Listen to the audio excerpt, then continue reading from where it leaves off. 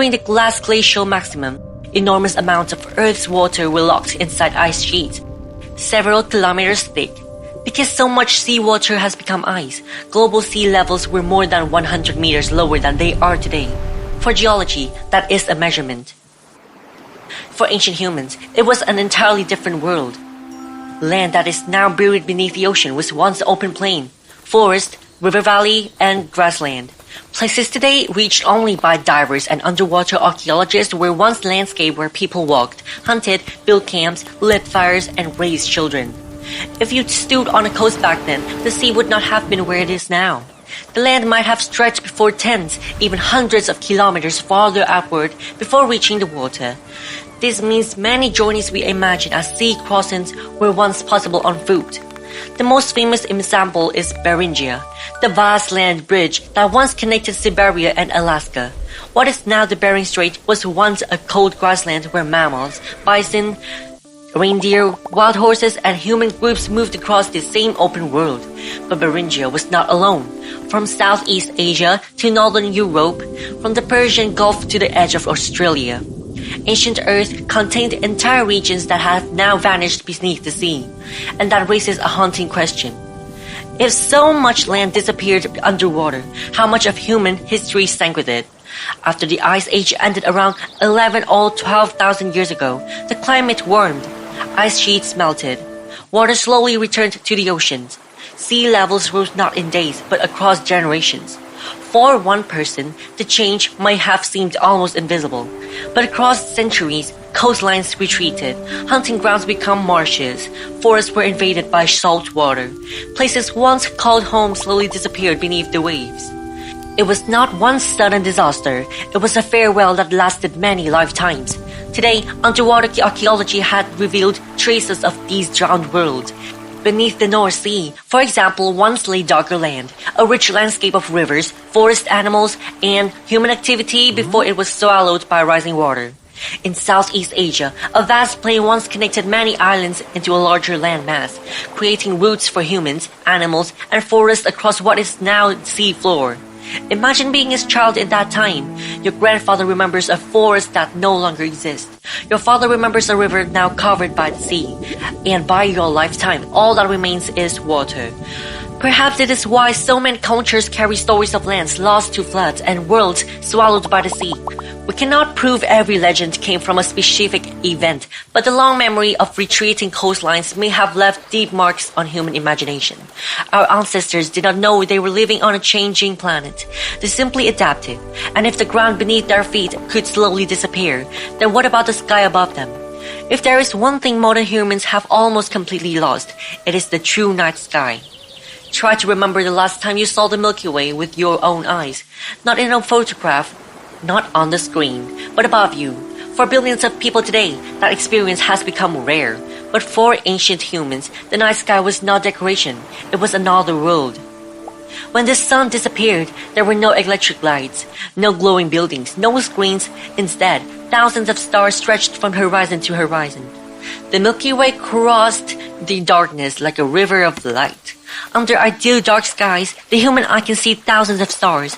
Our ancestors lived beneath skies like that for hundreds of thousands of years. But what mattered most was not how many stars they saw, it was how they understood them. To us, constellations are often interesting shapes or facts from astronomy books.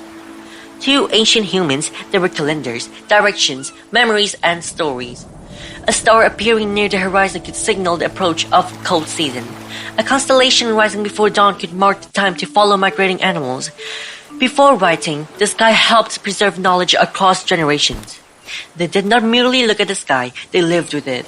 The human brain is exceptionally good at recognizing patterns. Through long observation, our ancestors learned the rhythms of the moon, seasons, and stars. The sky became one of humanity's oldest books, a clock, a map, and a place where the first great questions about existence began. Yet the force that shaped daily life most directly was not above them. It was moving across the ground. Because the earth of our ancestors was not only filled with forests, rivers, and open plains, it was filled with giants. If you could step onto an open grassland 30 or 40,000 years ago, perhaps the first thing to astonish you would not be the landscape, it would be life. The world of our ancestors was not dominated by humans. It was dominated by enormous animals. Imagine herds of woolly mammoths moving slowly across the steppe, each footstep sending a faint vibration through the ground.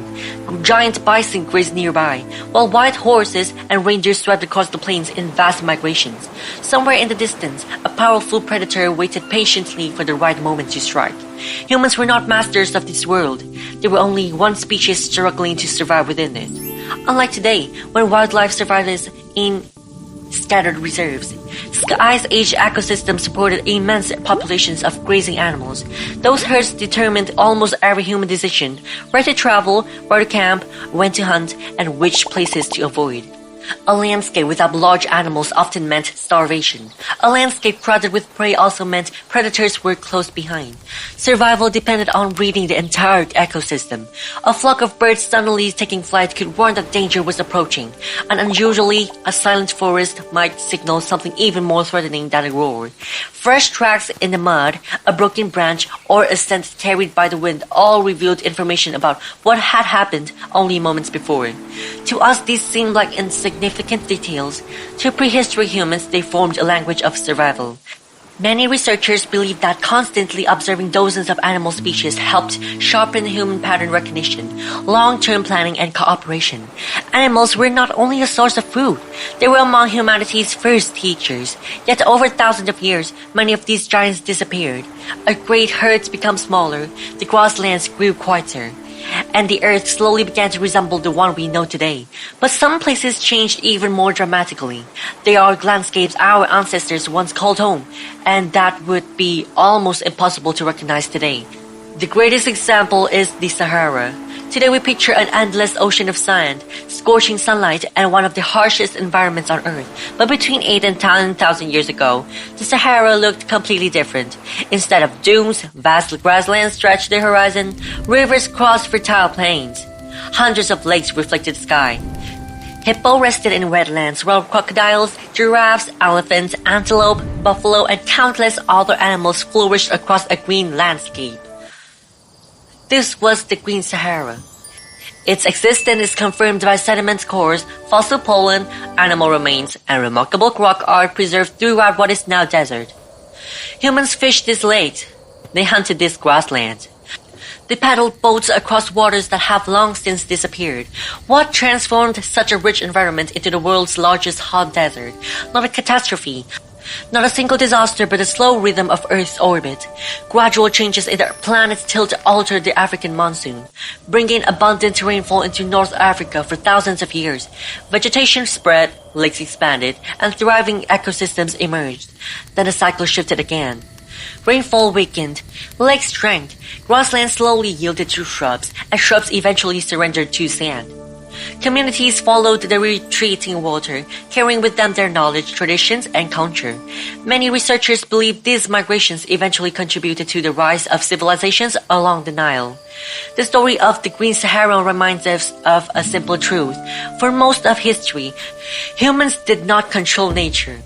Nature determined where humans could survive, and nowhere was that relationship more obvious than beside rivers. Today, a river is simply another feature on a map. To our ancestors, it was life itself. Imagine wandering for days across dry country. Water supplies are gone. Animal tracks grow scarce. The ground cracks beneath your feet. Then somewhere ahead, you hear flowing water. In that instant, the river is not scenery, it is survival. Where there is water, plants grow. Where plants grow, animals gather. Where animals gather, humans can live. This is why so many archaeological sites cluster around rivers, lakes, and dependable water sources. But rivers shaped more than settlement. They shaped the human mind. Without maps or written directions, our ancestors relied on extraordinary spatial memory. A bend in a river, a distinctive cliff, a leaning tree, a sound of rapids. Every landmark became part of a living mental map, preserved through memory and passed from generation to generation. Modern cognitive scientists call this spatial memory. We still possess it today, although we rarely depend upon it. Our ancestors organized the world differently. Not through borders, but through relationships.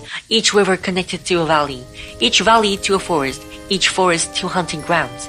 Together they formed a living network that changed with every season. Many ancient cultures did not separate themselves from the landscape. Mountains, rivers, forests, animals, and wind were not passive scenery. They were partners in survival. Yet even rivers answered to a greater force, climate, the invisible power that quietly rewrote Earth's map again and again. If you could stand on the same hill overlooking the same valley for 10,000 years, you would witness an extraordinary truth: no landscape remains unchanged. We often think of climate as nothing more than long-term weather, but throughout human history, climate has been a silent director. It never appears on stage, yet it shapes the entire story. A small shift in average temperature can expand forests or erase them. Our rainy seasons arriving only weeks earlier or later can determine when plants fruit, when animals migrate, and when human communities must move. For us, an inaccurate weather forecast may simply mean carrying a wrong umbrella. For our ancestors, a failed rainy season could mean famine. A winter lasting longer than expected could force an entire community to abandon its homeland. Climate did not simply reshape landscapes, it reshaped history. Archaeological evidence shows that many prehistoric migrations coincided with the periods of climatic instability. As grasslands expanded, humans followed migrating herds into new territories. When drought spread or forests became too dense, they searched for a new place to survive. Their world was never fixed. It was always changing. Because of that, survival demanded constant observation, memory, and preparation. Today, if one source of food disappears, we simply buy another. If temperatures become uncomfortable, we adjust a thermostat. If one city no longer suits us, we can reach another within hours. Our ancestors possessed none of those luxuries. Their greatest technology was knowledge. They knew when certain trees would bloom.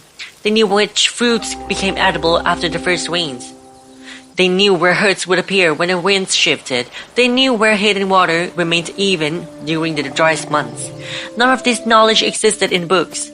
It lived in memory, shared beside campfires, passed from grandparents to parents, from parents to children, with every generation adding a new experience to what had already been learned. Perhaps this explains why many indigenous cultures still view the landscape not merely as territory, but as memory itself. Every mountain carries a story. Every river preserves a lesson. Every path remembers those who walked it before. Yet there was another force shaping the human mind every moment of every day. Sound. Invisible, but often more important than sight. If you paused for a minute today, you will probably hear traffic, engines, electronics, or distant machinery. We have become so accustomed to these sounds that we barely notice them. Now imagine the same planet tens of thousands of years ago. No engines, no electricity, no machines, only wind moving through trees, water flowing over stone, the endless chorus of insects after sunset. A branch snapping somewhere in the forest, the distant howl of wolves, or the deep growl of a predator hidden beyond the darkness. To us, these are simply sounds of nature. To our ancestors, they were information. Every sound carried meaning. A forest that suddenly feels silent could be more alarming than a roar. Birds stopping their songs might signal an approaching predator. Frogs becoming quiet beside a lake could reveal an unseen disturbance. The calls of migrating animals arriving earlier than expected might announce the coming of winter. The human brain did not evolve merely to hear, it evolved to interpret. Today, cognitive scientists describe this as soundscape perception, the brain's ability to combine countless sounds into a single understanding of the surrounding environment.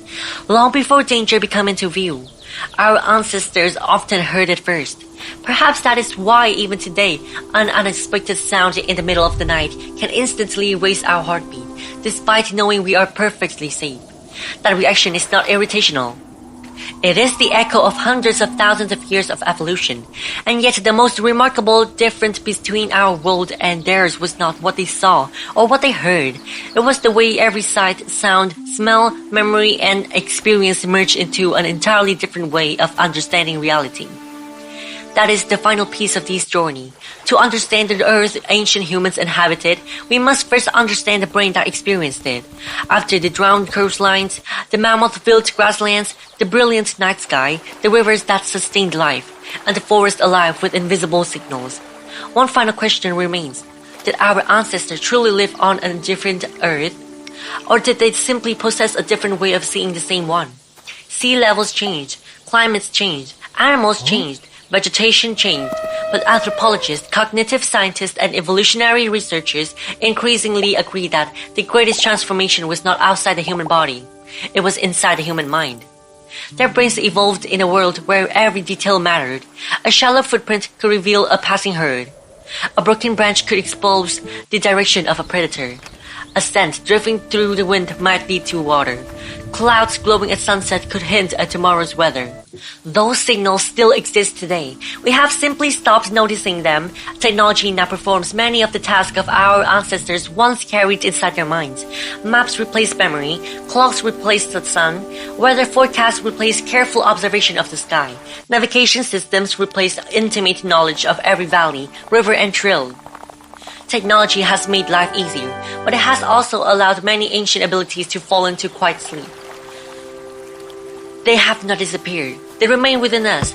Perhaps that is why people still find peace beside a campfire, why flowing water feels calming, why forests, mountains, and star-filled sky continue to draw us in. These are more than personal preference.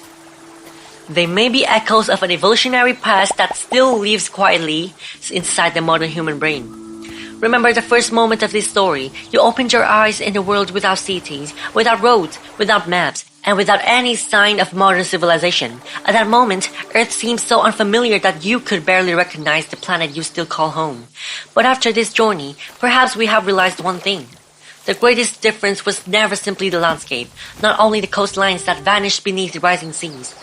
Not only the Sahara when it was covered with lakes and grasslands. Not only the mammals crossing open plains or the night sky blazing with countless stars. All of those things changed with time. What truly made our ancestors' world different was the way they experienced every moment of life. Every step demanded a decision. Every sound carried a meaning. Every river became a pathway. Every mountain served as a landmark. Every change in the wind delivered information that their brains had learned to interpret through hundreds of thousands of years of evolution. Today we live surrounded by concrete, glass, artificial light, and glowing screens.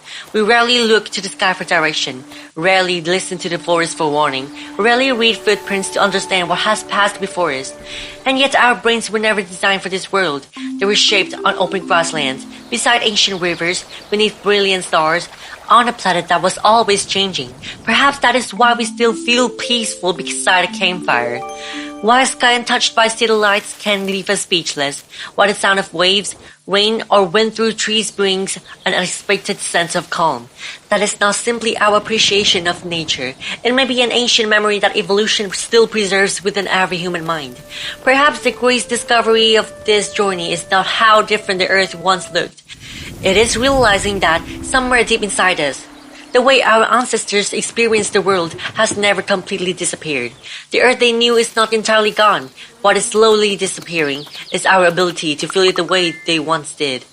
And perhaps that is the greatest loss in the entire story of human evolution. Before we end, I want to ask you a question. In your opinion, what truly made Homo sapiens the only human species still alive today? Was it intelligence? Was it language? Was it the ability to cooperate? Or was it simply a chain of fortunate events throughout history? Share your thoughts in the comments. I always read every comment, and your perspective may inspire a future documentary. If you enjoy documentaries about history, anthropology, and the evolutionary journey of humankind, don't forget to subscribe to the channel and turn on notifications so you can join me on our next journey back through time. And don't leave just yet, because the story of ancient Earth is only half of a picture. An even greater mystery still lies ahead. For most of the history, Homo sapiens were not alone. We once shared this planet with Neanderthals, Denisovans, Homo floresiensis, and several other human relatives. They made tools, they hunted, they cared for one another. In some ways, they may even have rivaled us in intelligence. And today, they are all gone. Only we remain. What really happened? Were they replaced? Absorbed into our own species? Or is there still another chapter of history waiting to be uncovered? Join me in the next documentary, Why All the Human Species Disappeared Forever. Perhaps after watching it, you will never see human history the quite same way again.